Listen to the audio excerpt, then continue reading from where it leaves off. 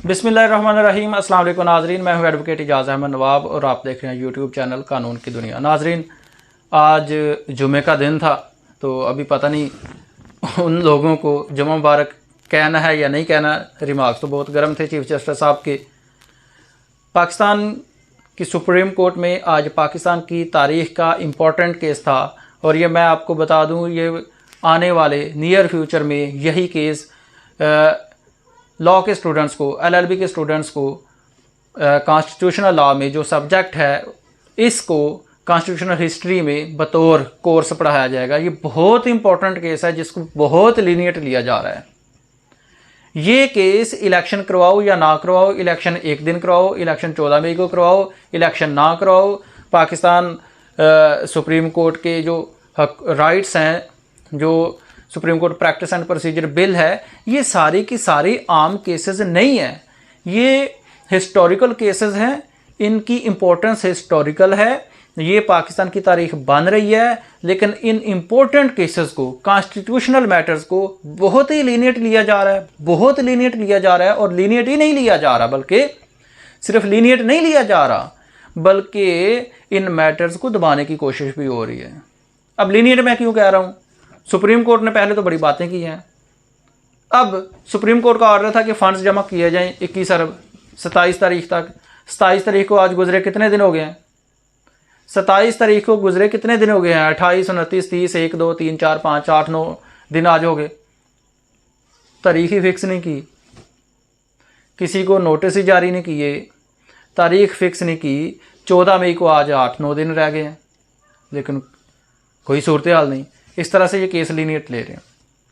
अच्छा, आज केस था सुप्रीम कोर्ट में कि एक दिन इलेक्शन करवाए जाएं।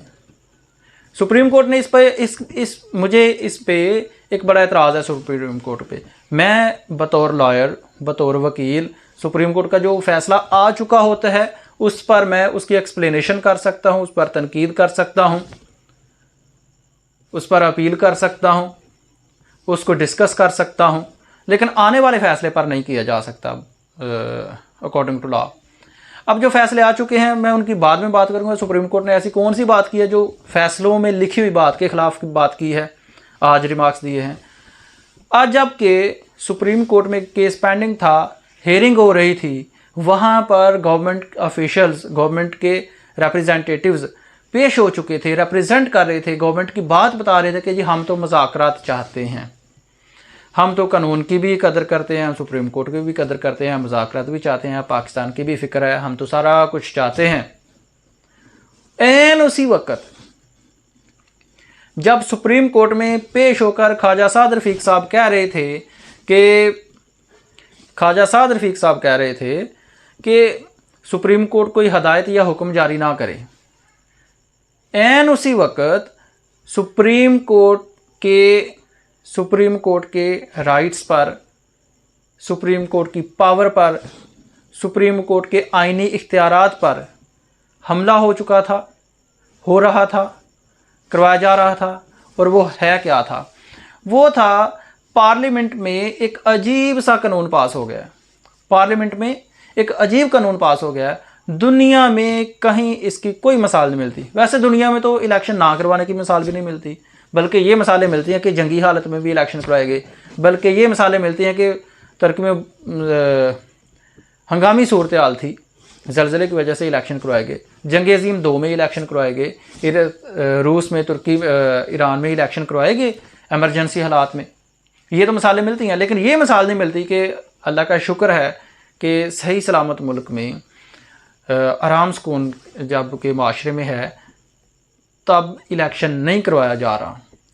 जबकि हमारा आइन कहता है, हमारी जमहूरियत कहती है, आइन कहता है 90 डेज़ के अंदर इलेक्शन कराओ, जमहूरियत कहती है इलेक्शन कराओ, आइन कहता है लोगों को फंडामेंटल राइट दो, लोगों की रिप्रेजेंटेशन का राइट दो। वो ये ऐसी तो पाकिस्तान के आइन में लिखा हुआ है, लेकिन जो गवर्नमेंट है वो इसको मानने को तैयार नहीं है। एक अपनी ही रट लगाए बैठे हैं कि एक दिन इलेक्शन कराना। भाई अगर एक ही दिन इलेक्शन कराना था तो आइन में पहले आप तरमीम कर लेते। आइन में तरमीम क्यों नहीं की? अगर आइन में तरमीम कर ली थी तो ऐसा कोई रोला ही नहीं पड़ता। फिर पाकिस्तान तहरीक इंसाफ की तरफ से ये ऑफ़र भी की गई कि चलें ठीक है, आइन में तरमीम कर लेते हैं, पंजाब और KPK का इलेक्शन आगे ले जाते हैं, उसको भी नहीं माना गया। अब आज सुप्रीम कोर्ट के कौन से राइट पर हमला हुआ था? पार्लियामेंट में कानून ये पास हुआ कि जो सुप्रीम कोर्ट फैसले करेगी, जो सुप्रीम कोर्ट फैसले करेगी उन पर नजरसानी की जाएगी। कहाँ? पार्लियामेंट में। जो सुप्रीम कोर्ट फैसले करेगी उन पर पार्लियामेंट में नजरसानी की जाएगी। बहुत बड़ा कानून पास कर दिया, बहुत बड़ा एक कदम उठाया गवर्नमेंट ने। और इतना मैं अब अल्फाज यूज़ नहीं करना चाहता, ऐसा कानून है कि अब एक पार्टी सुप्रीम कोर्ट तक केस लड़े और सुप्रीम कोर्ट के बाद फिर आ जाए पार्लियामेंट में, फिर वहाँ पर भी अपील करे, रिव्यू पिटीशन कर दे। नजरसानी हो रही है ना कि इस पर अमल दरामद करना है या नहीं। अब वहाँ पर अगर ये कानून लागू हो जाता है, मैं पहले आपको बता दूँ ये कानून लागू नहीं होना, ये अभी सदर साहब के पास जाना है। अभी बिल मंजूर हुआ है ना, बिल पास हुआ है ना सेनेट से, और बिल के हक़ में 32 वोट पड़े, बिल के खिलाफ 19 वोट पड़े। तो अभी ये सदर साहब के पास जाना है, फिर सदर साहब ने इसको वापस भेजना है, फिर ये जाना है सदर साहब के पास, फिर जाना ये सुप्रीम कोर्ट में, या आर्टिकल 186 के तहत सदर साहब के पास ये पावर है कि वो बिल जब उसके पास जाए सदर साहब के पास तो डायरेक्टली सुप्रीम कोर्ट में फॉर लीगल ओपिनियन भेज दें। लेकिन इतनी जल्दी ये कानून नहीं बनना। पर बिल तो आ गया ना, बिल तो पास भी हो गया ना। पार्लियामेंट में सुप्रीम कोर्ट के राइट्स पर, पावर पर, आइनी इख्तियारात पर हमला तो हो गया ना। पाकिस्तान का जो जुडिशल सिस्टम है उसको कर्टेल तो कर लिया गया ना। पाकिस्तान में जो इंसाफ का सिस्टम है कर्टेल तो कर लिया गया ना। वहाँ पर पिक एंड चूज़ की पॉलिसी अपनाई जाएगी। वहाँ पर यानी कि पार्लियामेंट में हर वो फैसला जो अपने खिलाफ आता है पार्लियामेंट इकट्ठी होकर बैठी गई, इस पर अमल दरामद नहीं हो सकता।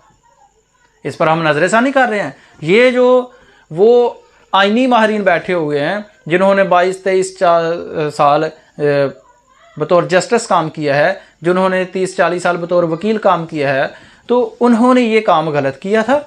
ना तो वो वकील से ये रिप्रेजेंट कर सके थे, ना जजेस आइन के मुताबिक फैसला कर सके हैं, क्योंकि उनको तो पता ही नहीं आइन क्या होता है, उनको तो पता ही नहीं कानून क्या होता है। तो हमें पता है, जो पार्लियामेंट में बैठे हुए हैं उनको पता है कि कानून क्या होता है। तो वो क्या करेंगे? वो फिर वो कानून को, वो जजमेंट को नजरसानी करेंगे, रिव्यू करेंगे, फिर कहेंगे जी इस पर अमल दरामद नहीं हो सकता। तो ये एक अजीब सा कानून है, इलेक्शन ना करवा। और ये कानून बनाया क्यों है? सुप्रीम कोर्ट ने अज़ खुद नोटिस वाला केस किया ना।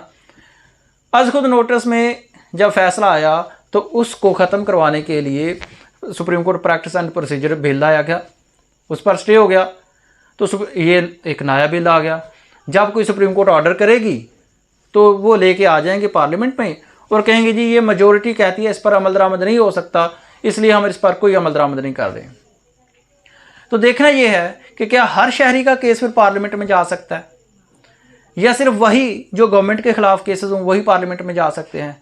इसमें किस हद तक डिस्क्रिमिनेशन होगी? इसमें किस हद तक राइट ऑफ फेयर ट्रायल को गस्प किया जाएगा? इसमें किस हद तक पिक एंड चूज़ की पॉलिसी अपनाई जाएगी? इसमें किस हद तक सुप्रीम कोर्ट को इनफेक्टिव किया जाएगा?